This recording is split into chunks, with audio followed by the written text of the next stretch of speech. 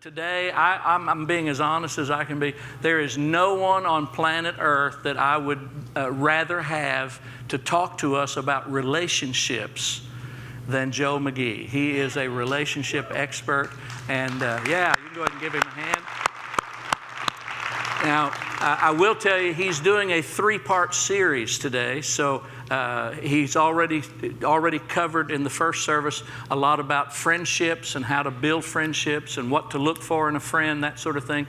We've got a number of single adults in this church, almost as many singles as we have married folks, and most of them that I've talked to told me they would like to be married someday. And so I think this service in particular, he's going to be addressing a little bit about romance and dating and headed towards that marriage altar. So I want you to pay special attention to that. But I mentioned to you about the 3-part series, so it'll all be on our app. Probably by tomorrow it'll be online. And so if you don't attend all 3 services, you can still download those and get a good look at it. So would you give a good CLC welcome to Joe McGee this morning? Thank you, Pastor. All right. Let's talk first of all, what's the difference between friendship and that you talked about in the last service and courtship? Well, courtship is you're aiming on one person. You're looking for one person. We got wife and I, we got 8 kids. They're all adults. They're all out of college. All born again, Spirit filled. There's not a perfect one in the group, but they are born again. They know how to repent and forgive every day. We told them starting early, said, outside of getting born again, second grade of school in life, you're getting married. Eventually you're going to get married because I don't want you living here forever. I want you to move out. And I'm not trying to be funny. I'm very serious. My dad had 12 brothers and sisters, and my father-in-law had 12 brothers and sisters. So we came from a big family, and the goal was to get you gone. And children are a gift from God. They are. Children are a gift from God. But you're just going to be here temporarily. You're supposed to give them back to God. God gives you kids to train them up, tell them how to walk and talk and get themselves dressed and pass algebra, and get out of school and get a job and find themselves a spouse. So the relationship thing became critical. If you don't know how to build a relationship, you're never going to get married because you're a lonely individual. And we covered basic things. Said, number one, hygiene's important. Nobody wants a friend that's some smelly person, Brush your teeth, take a mint with you. Put on some underarm, put some perfume, cologne, dress up, comb your hair. Nobody wants to be friends with a skanky person. So anyway, you're going to need a friend because the Bible says a friend is somebody who will die for you, not somebody who will get you killed. And I hear all the time because I'm the only minister in my family and I have to be Pentecostal, so I do all the weddings and funerals for free. And so I go all over the country, married and buried my family. And people said, do you have to be saved? No, I don't care who you are. I'll marry you and I'll bury you because I'm going to speak something over you when I get there. And so what we're trying to tell them is the relationship.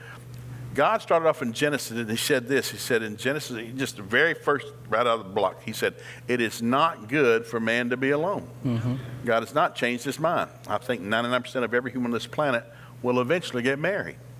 And so how are you going to do that? Well, all of our kids, the ones that are married now, we're getting ready to have our 6th wedding out of all these in about 2 more months. Married somebody they went to school with, somebody they knew. Somebody they saw every day, somebody they played ball with or sung in the choir with. Relationships take time. It's not just like, hey, I think I'll get married now, but do you know anybody? No, well, that's probably not going to happen. So you need to get to know some people. How do you do that? Well, best place to find somebody to get married is in church. Church is the greatest wedding place there is. If you go in church, you need to volunteer. You don't just sit in a pew and take notes. You need to be an usher and a greeter, teach Sunday school, help out the youth. When you start doing that, you start meeting people. True. And then you'll meet other people. Hey, how you doing? How you doing? And God has a great sense of humor. I've seen kids all over because they got married to people they never dreamed they would marry, but they became friends with. And so friendships lead to other things. So the courtship's on the tail end of a friendship thing. But a courtship is like I'm looking for somebody on purpose. I tell people all the time that a wedding's a funeral. Hallmark's got the cards all wrong. It should say, I'm so sorry I heard you got married. because the marriage is a covenant, and you can't have a covenant unless somebody dies. So what you're doing when you get married, you're trying to find that one person. I'm trying to find that one person I want to spend the rest of my life making happy. I want to find the one person I want to give the rest of my life to. Wow. Because that's what a covenant is. You're saying before God and witnesses, from this day forward, I'm living for them. And people that don't have that kind of relationship, they're a half-dead zombie. That's why the divorce court's full of Christians. Average marriage divorce, it starts happening around 3 years, first divorce peak, then 7 years is the next divorce peak. Some people just, hey, I didn't like you, I didn't know you, I never should have married you, we're not anywhere alike. Now, I used to tell couples all the time, when you get married, you're going to marry your absolute total opposite. There's a bumper sticker in Texas that says, when two people are just alike, one of you is not needed. God looks at that and said, you need help. I'm going to make you a helper. Now, the first half of that word is help. You need a helper. A helper. And so when God made Eve, he made something better than Adam. It's not Adam and Steve, it's Adam and Eve. Now, that's not even a sexual thing. That's just when God made something. Hey, I love you. I love you, Adam. I'm going to put you in charge of everything. But you need some help. So when he made a helper, he made a woman. And if you go to your public library, you'll learn this. Women have a 3% higher IQ than the average man. Women have a better immune system in the United States. The average woman will outlive the average man by 7 years. She has 3 times the vocabulary. She can do 4 things at one time and not be confused.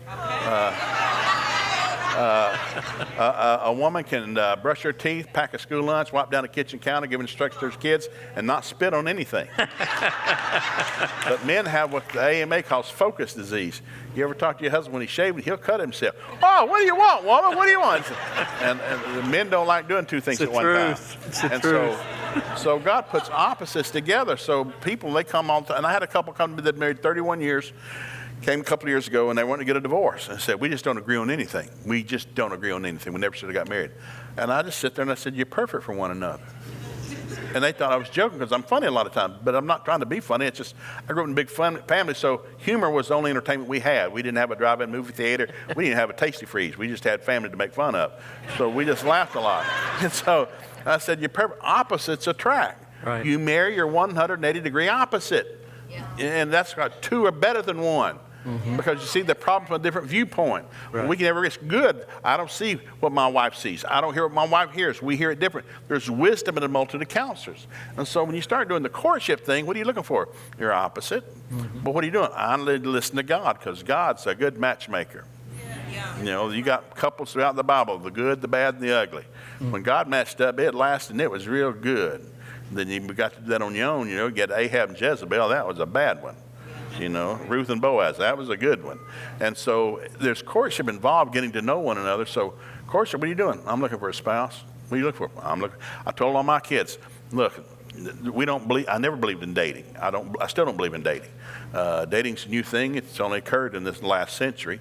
It never happened. You got married, your parents arranged it. Somebody picked your spouse for you. What are you looking for? A responsible person, somebody that has a job, had been arrested, not getting drunk all the time. I'm looking for I'm trying to hand my child off to a responsible individual. Mm-hmm. And so we talked about dating just a little bit in that first service. Anybody that I told I had 5 daughters. I said, listen, you're not going to date till you're 16. You have friends over, you can go to a friend's house, friends that are guys, friends that are gals, but you're not going on a date. Not until you're 16. And then when you finally go on a date, you're going to have to tell the guy, hey, can you go out Friday night? Yes, I can, but you'll need to call my parents. All my dates are screened through them. Well, that eliminated half of them because half the guys are wimps. Mm-hmm. And I've had my daughters cry, well, Dad, he hadn't called because he's a wimp. Yeah, but he's good looking. He's a good looking wimp. He said, if he won't face me and I'm a teddy bear, he sure has no business trying to take care of you. Right. And so he's just looking for something different. And so finally when they would call and say, Mr. I'd like to take your daughter out Friday night, I said, sure. I said, but I need to see you before Friday night for 30 minutes. I meet you after school, meet you at the ball field. You can come to the house for 30 minutes. I need to see you for 30 minutes. And I ask every man the same question. I said, son, what do you see yourself doing 5 years from now? We're just talking, gum flapping, eating apple pie, whatever. Hey, son, tell me what you see yourself doing 5 years from now. And so this kid gave me this answer. Nice kid.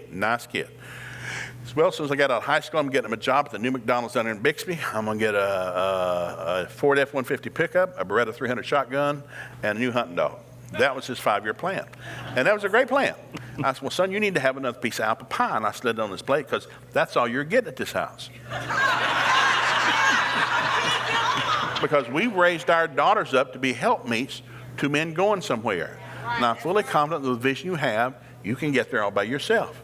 You don't need any help.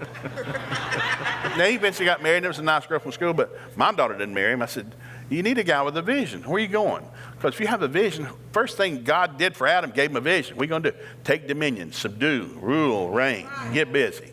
Yeah. Because Adam had two things going on for him. He had a job, he had a relationship with God. He had a job, he had a relationship with God. What's the next thing you need? I'll make you a spouse to help you do that. But if you don't have a job relationship with God, you don't need a spouse. You need a dog, buy you a cat, get you a parakeet, but you don't need a spouse. You're not doing anything you don't need any help doing. Because most people say, well, I'm lonely. Well, then get a dog. You don't need to get married because that's the most expensive thing you'll ever do. Love is the most expensive four-letter word in the universe. You tell somebody I love you, get out your billfold, your checkbook, your 401k, your hunting dog, your bell, pile that on the table before you ever say, hey, I love you. I tell people, if love's not cost you something, it's not love. And kids dating all the time in high school, and we're no different than any other city in Tulsa. Kids getting pregnant all the time, just as many Christians as unbelievers. What happened? Well, you're dating too much, too long, too soon. Jim Talley and Bobby Trent wrote a best-selling book called Too Close, Too Soon. They estimate it takes 300 hours the time you meet somebody before sex is going to happen. You go on a date, and then you hold hands, and you might kiss, and you kiss like the French, the Polish, the Germans. You do a whole world tour, and eventually you get naked in the back seat. What happened? Too close, too soon. Yeah. You know, and that's why and my daughters especially said, listen, if he doesn't have a job, you're not going anywhere with him. You know, if he's still in school, you're not going anywhere with him. He's not an adult yet. You get to marry an adult. He's not an adult. He's a doofus. Driving his daddy's car, his mama ironed a shirt for him, and his mom put money in his billfold to take you on a date. He can't help you. He can't even help him. He can't even help himself. You know, so you got to learn how to love yourself first. That's a whole nother seminar. Just God said, I love you. He doesn't love you. You can't even love him. He can't even wash his own dishes, do his own laundry. He can't wash his own clothes. He doesn't own a car. He doesn't even love him, sugar. He can't love you because he doesn't even love himself. So the words have just got, with media today, so I love you. No, you don't love nothing. If it's not cost you something, it's not love. It cost God everything to love me. Right. It cost him his son with no guarantee I'd love him back. So love, it's all or nothing thing starting out. So when you get ready to get married or course, what are you looking for? I'm looking for a spouse. So I told all my kids, I'll cut this a little short right here, but when they were 13, I told all my kids, including my son, sit down here on your birthday and make a list of who you want to marry. Put a list together. What do you want them to look like? What hair color? What kind of talents they want? You want an athlete? You want a musician? What do you want? Who do you want to suck the lips off of for the rest of your life? You know? And so every birthday when they turn 14, we sit down again, hey, let's update the list. Got a year now under your belt. Who would you like to marry? And they'd make some adjustments. Well, I want somebody that does this now, and I want somebody that does this. Then 15, then 16. And every year it would change. And so all of a sudden the girls start to date, and they bring the guy home and said, hey, sugar, I noticed something. He's not on the list anywhere. What you've been looking for the last 4 years, that's not him. Because hell always sends a substitute before the real thing shows up. You think, well, he's something. No, he's nothing. You weren't looking for him. You were looking for this list. You weren't looking for him. He's nowhere on the list. Hell always sends the substitute first, so don't bite into that thing. Well, he loves me. No, he doesn't. He doesn't even love himself. And so somebody's got to be able to speak the truth. And I told all my kids, I can't wait to get married. I can't wait to start dating. I want you to go to prom with somebody. I want you to marry somebody. I want you to drop half a dozen babies. God bless America. But you can't marry a doofus. So we had to start putting lists. So the courtship thing was, what are you looking for? Put it on a piece of paper. So that's how we started. Do y'all see why we call this series The Real? Joe, you and I have lived long enough to see a lot of changes in our culture. Yes, we have. What's the biggest change you've seen when it comes to dating? Well, even when I was a teenager, and I was born in 1951, but you didn't just take some girl out. You had to meet their parents. You couldn't just, hey, I'll pick you up. You come out and get in the car. No. You're going to come meet dad and mom and probably have dinner with them and talk to them. And so today, you don't have to do nothing because you've got two-income families, got a lot of single parents raising somebody, and nobody's around to see. So we're just going to go out. No, you're not. Sex is going to happen pretty quick because you get tired of holding hands. What do you want? Well, if you're a human, you have hormones, and hormones are running. And you tell me, we're not doing nothing, you're a liar. Now, I was a high school administrator for 10 years, and I dealt with it on a regular basis. Big Christian school, spirit-filled kids. I've had to do them when they come in and crying because now they're pregnant. And they have to say, we just did it once. We just did it once. I said, well, You sow human seed, you reap human crop. But you can't be in school. You're an adult now. You're going to have a baby. Things have changed. Now you're going to get married. That's a whole new series just even on that. It's like you jumped off the boat too quick. What happened? You went on a date too many times. You didn't, well, I was lonely. Nobody's at home. And they love me. They don't love you. They can't even love themselves. They don't even have a job. They don't love you. They can't love you. They can't even love them. And so words are cheap. And so what happened this new age is words are flying around. Of course, most people today, you can Google it all you want. We do it all the time because things have changed. People having sex or whatever before they ever get married. Sure. Hey, we're going to live together for a while. Check it out. I've got relatives that have done it. I had a sister that lived with a guy 4 years. I said, what are you waiting on? Well, to see if we're right for each other. You'll never know. You shack up with somebody, you'll never know. Until you say, I do, truth will never show up. The day you say, I do, scales will fall from your eyes, revelation will come from heaven. You realize, oh, dear God, what have I done? You married into that, big boy. So you're not waiting. You got to hear from God. It's not flesh. It's a God thing. God is a great matchmaker. From Genesis to Revelation, God matched up great couples. He said, have a good time. Suck lips off each face. Drop babies like rainwater. Have a wonderful life. Live long. Be blessed. But if you try to do it yourself, God will say, go ahead. God will let you do anything you want to do. God will not make you do anything. If you look Matthew, Mark, Luke, and John, I used to be fascinated. I taught intercessory prayer at my local church for years. I said, you realize something? Jesus never asked anybody anything twice. Matthew, Mark, Luke, he only asked once. You want to follow me? No, I got to bury my father. And she said, let the dead bury the dead. You want to follow me? No, I got to take care of a cow. He just said, no, you don't understand who's talking to you. I'm the Son of God. I made the universe. You don't understand. He never said, God only wants people that want him. I set before you life, death, blessing, cursing. You choose. It's free will. I won't make you choose. I used to tell people all the time, because I grew up in a church where every time somebody got saved, they would say, man, they just wrote their name down in the Lamb's Book of Life. I said, well, no, I've had 2 theology degrees. That's a lie. Everybody's name's in the Lamb's Book of Life. It's there before you were ever born.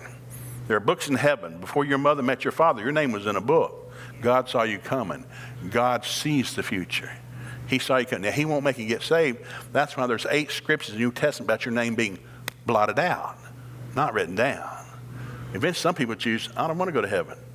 All righty then. We'll cancel your reservation. God is a romantic. He wants people that want him. You draw close to God, he'll draw close to you. You ask God a question, he'll answer it. You seek God, you'll find him. You knock on the door, he'll open it. You stare at God, he'll stare back.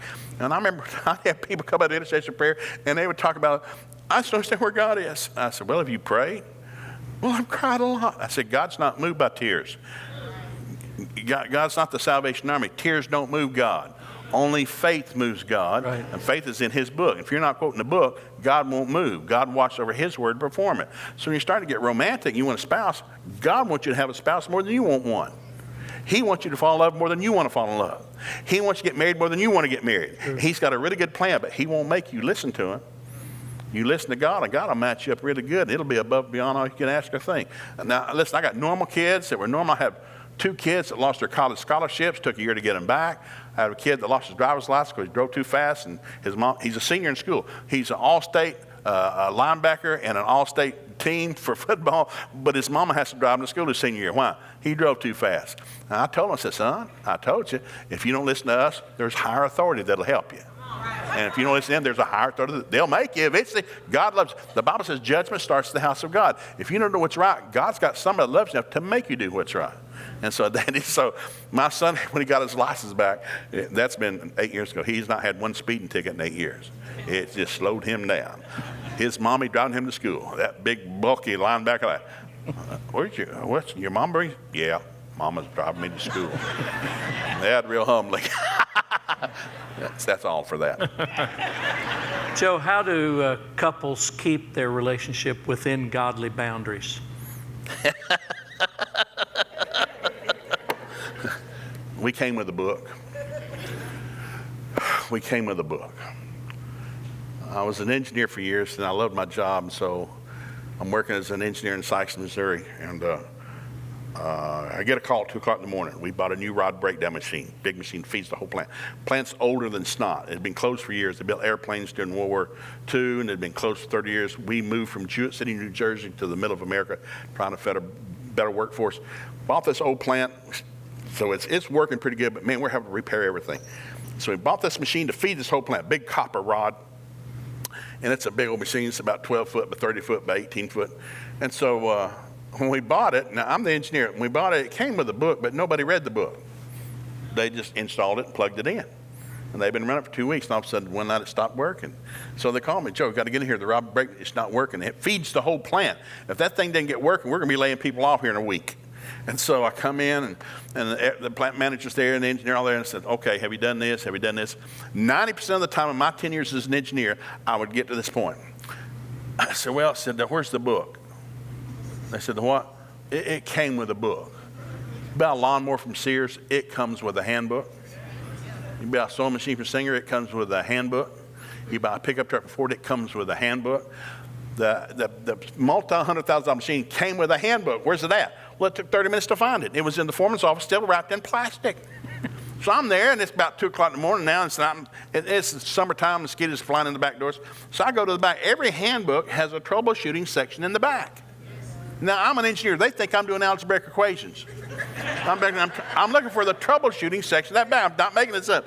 So I said, have you done this? It was either number 4 or number 5. It said it's machine plugged in. I thought, Well, I closed it, and I go and look down the back of this machine. It's about 18 inches. Look down that back wall, because it's in the back corner of the plant. I see tobacco spit, coffee cups, paper cups, and skank and trash. No, I don't see no plug. So I turned sideways. I was much skinnier then. I eased all down. Nobody can see me. I look down the back of that machine, and sure enough, halfway down, that big 220 plug, there's 2 of them are hanging halfway out of the wall. It vibrates so much they had backed out, because the building's old, the plugs are old. Nobody can see me. I eased down, and I forgot to, and I kicked it in. When I kicked it, the machine came on. Boom, boom, boom, boom. You can hear me, hey, Joe, it's working. Hey, it's working. I said, okay, I'll be out in just a minute. So I came out, and they're patting me on the back, shaking my hand, saying, if it tears up again, call me. Because you don't tell somebody at 3 o'clock, hey, stupid, did you not check the plug? Because you're not going to get a Christmas present from them. So coming the next morning, the plant manager there, and he's a great guy, played for Michigan State, Charlie McPhail, and I came in and said, Joe, appreciate you getting that working last night. Yes, sir. So I'm sitting in his office and said, was it going to happen again? Yes, it's going to happen again. Doggone it, do we need to call the manufacturer? I said, no, sir, it was unplugged. And I work by commission. He said, did you bill us for that? Oh, yeah, I've already turned that in the county. That's an expensive plug. I said, now, your operator could have checked the plug. The foreman could have checked the plug.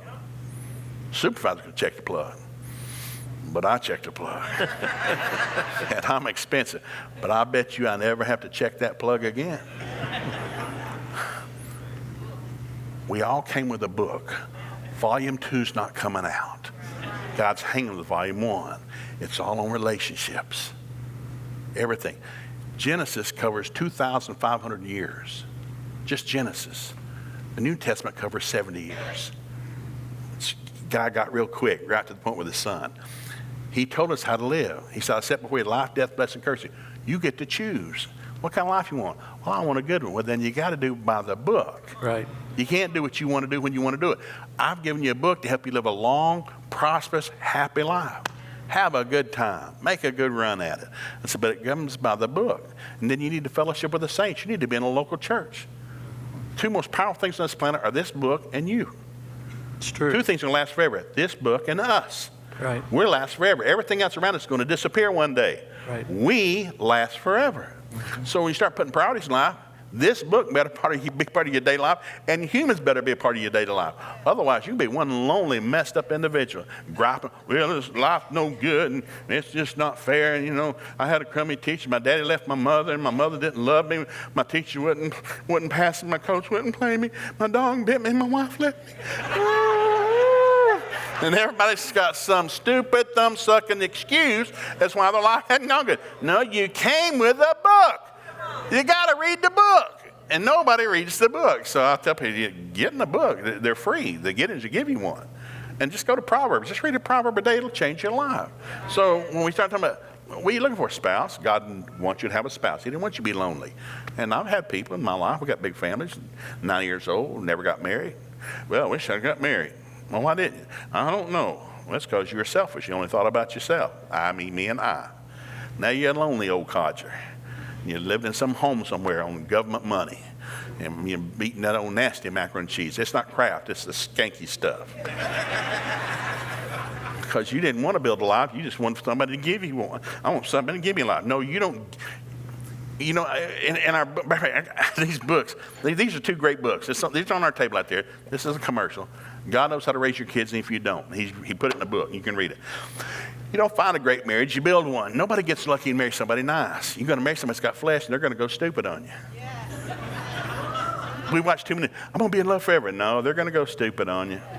Right after the honeymoon, or even during the honeymoon, it's going to go skanky on you. And they're going to hate your guts, run home to their mother. It's going to happen. Because you're going to marry somebody that's got flesh, but you're going to marry also your opposite. When you get married, you marry your opposite. So when you start looking for somebody, I want somebody I want to love. No, you want somebody you can build a life with. So I told my daughters, you want somebody that already has a life going somewhere. Yeah, that's good. If they don't have a life going somewhere, you don't want them. Right. You'd like to be a helpmeet. Help somebody already going somewhere with a vision. If they have no vision, you don't need to help them. You can't help somebody who has no vision. Oh, Lord, that's good. Where there's no vision, the people perish, Proverbs 29. You got to have a vision. But then number two, you know, because I had all those girls, listen, guys, people judge me forever. I put all my kids through college. Don't you want to get married? Yeah, I want them to get married, but I want them to have a degree too. In case they marry somebody, goes stupid on them. Because we had family that went stupid. The guys, you know, they run off with some other woman and dump their wife after 20 years. Now what's she going to do? And so, no, I want you to have a degree. I want you to be able to earn a living and make money. And I said, you dump me, I'll make more money than you make. So, and I've had couples who didn't have any education, and they had to stay married. And he's fornicated 3 different times. You're still with him. Why haven't you dumped him? You know, if he's in the Old Testament, we'd have beat him to death. We'd have stoned him to death in the city square. But it's a new world we're living in. And so I had a different thought about when you start looking for somebody, a spouse, we're looking for a standard. Mm-hmm. Who you want? I'm looking for a standard. I'm not just lonely. If you're lonely, again, get a dog. I'm looking for a spouse. So what are you looking for? So I made him write it down every year, and I made him kind of stick to it, and it turned out really good. None of my son-in-laws are perfect. They got flesh, but they know how to repent quick. They're all in church. They're all spirit-filled. They do mission trips. You need to grow in God, but if you're not around the people of God or the Word of God, you're not growing. You're going backwards. We used to call it backsliding. You know how people go to church? And, where'd Billy Bob? Haven't been in church in a month. I don't know. Came all the time. Well, they've sinned. And they've sinned. They can't come to church. As soon as I clean my life up, I'm coming to church. You can't clean you up, you doofus. If you sin, you need to be the first person outside when they open the door and be the first one at the altar. You're to run boldly to the throne of grace to get mercy in time of need. What do you need? Mercy. What's mercy? Mercy is when you premeditated sin on purpose. It's like you run into heaven all out of breath. God said, hey, how you doing? Pretty good. What you doing here? I just thought I'd come hang out. Everything okay? I don't know. You in trouble? Maybe. You sin? I think so. How's it working out? Not too good. When you sin, you run to God, not away from God. Right. God's the one that can help me when I've sinned. Run boldly to the throne of grace. Get mercy and help. So you just tell God, yeah, I've sinned. I messed up. God will forgive you. He'll redeem, make the devil pay back 7 times. You'll have a great life. So when you start looking for a spouse, it's a different world. God told me, God wants you married. You don't have to get married. You can stay single all your life if you want to. I had a great aunt, my Aunt Lunas, in Ducktown, Tennessee. She's 97. Dated when she was 95. Good-looking lady. Had a degree and taught elementary school her whole life, finally retired. And men dated her forever because she was a handsome woman. She just didn't get married. What happened, my grandmother died and she took over the family. So there's 12 kids. So my Aunt Lunas had to raise all the kids. Got all the girls out through college. All the boys got off the military. So she took over the mothering of the family. And she did a phenomenal job, but she never got married. And I thought, well, that was a shame. She'd have been a good wife to somebody. But I said, you ever going to get married? No, Joelle, I'm just going to take care of the family. And she did. And so some people will never get married, and that's fine. Some people will never find a spouse, and that's fine. They are the exception, though, not the norm. The norm is most everybody's going to get married. So if you're going to get married, you might want to think about it. Well, who do I want to marry, and how does this work? Well, where are you going to meet them at? If you meet them at the bar, that's probably not good. You might want to meet them at church, or somebody that's volunteering somewhere, or giving their life to something else other than themselves. You don't want to marry a selfish individual. That's a very long answer, but that was a good one. You wrote in one of your books that all relationships are built on 3 levels. Yeah. Can you tell us about that? Yeah. Well, we're made of 3: spirit, soul, and body. all relationships start on the body thing. Man, they look good. I like them. That looks good. Boy, they look good. So you start with the flesh. Number one, the flesh is going back to dust. It's damned. Every day you see them, they're going to get more crinkle, wrinkle, and fatter. Everybody's working to try to stay young. No, I'm going to get a new body one day. And people used to ask me, you worry about getting older? I'm going to live forever. Yeah. I've been born again. I'm going to live forever. Right. Forever. I'm not going to die. I'm going to drop this body one day and I'll get a new body, but I'm going to live forever. So I ain't worried about growing old. I like my age. I don't want to go back. You want to be 20 again? Dear Lord, no, I was an idiot. You want to go back to 40? No, I was half an idiot. No, thank you. I like where I'm at. I'm getting better every day. And so the whole thing is your spirit, soul, and body. So when you start meeting somebody, what you're really looking for, do you love God? This is a general conversation. You have to ask it, and they'll talk. Just get in the conversation, go for coffee or whatever, and they'll talk about it. Man, getting ready to go on another mission trip. So, man, we're doing some great stuff at church, and can't believe what we're doing now with the kids. It's like, are they hungry for God? Well, you can get that down pat. They fear God. If they don't fear God, this ain't going anywhere. Number two, what do they feed on all the time? What's their soul? What books do they read? What movies do they want to go see? What entertainment do they like? What do they do for their soul? What feeds them? And listen, we got a big screen TV in our home, but all the movies that we watch, I bought in my home. And every Friday night was movie night at my house. All the kids brought friends over, and man, we'd cook out and have hot dogs and popcorn, big movie night. But the movies all, now you're going to hate this, but all my movies that I watch, the good guy wins. See, it always gets quiet when I say that. I don't watch a movie where the good guy doesn't win. My daughters are bringing somebody home. They're a senior in college at Oral Roberts University. They're bringing some friends home who can't afford to go home for Christmas. We're going to bring them out the house, let them spend the night for a few days, have a hayride and big thing. And so we're renting movies from Blockbuster Video was still in business. So we're renting some movies, and I said, what are we getting? Well, we're getting It's a Mad, Mad, Mad, Mad World. Yeah, it's funny. I like that movie. What else? Well, the Titanic had just come out, the new one. That's what we get. Dad, we're getting the Titanic. We're getting the what? Now, Dad, we have a VCR that screens out all the sex and the cuss words. I said, have they changed that movie? She said, what? I said, that boat still sinking into that movie. Now, I'm not trying to be funny. I'm very serious. It's my oldest daughter who's got her doctorate today. She said, well, yes. I said, how long is that movie? Well, it's almost 3 hours. I said, honey, I'd rather go home and shove a toothpick under my fingernail and sit there for 3 hours and spend $8 and watch that boat sink. And my educated daughter said, well, that's a true story. People going to hell is true. I won't watch that either. I'll be in heaven eating dinner, sat on my horse, come back with Jesus. I don't feed on stupid. I went to a funeral of a great gal who was in a great college and got herself killed out one night when she'd been out with somebody, got drunk. She shouldn't have been out with them to begin with. And so I'm in the funeral, and so they played one of her favorite songs. And it was a song about a girl who dreamed about committing suicide. Christian, strong Christian church, strong Christian community, strong Christian family. But her favorite song is about somebody committing suicide. I tell my kids, you better watch what you feed on because you are what you feed on. Mm-hmm. It's the truth. What you watch, what you listen to, what you read is going to come out of you. Guard your heart with all diligence, for out of it are the issues of life. You are what you feed on. I tell people, when I was in business, I said, you give me 5 minutes in a conversation with somebody, I'll mark them, because out of the abundance of the heart, the mouth is going to speak. I'll mark you. I know what you've been feeding on. It'll come out of your mouth. It's like gravity. You can't stop it. Don't feed on stupid. Don't watch stupid. Don't listen. Have a good time. Go to a movie. Go out and have a good time at the lake, whatever. But don't feed on stupid. Don't hang around people that talk stupid. In 2 Timothy 3, 1 through 5, there are all kinds of people to stay away from. Stay away from these people. People that are, unholy, unthankful, without natural effects, disobedient to God. The Bible says in the New Testament, stay away from those people.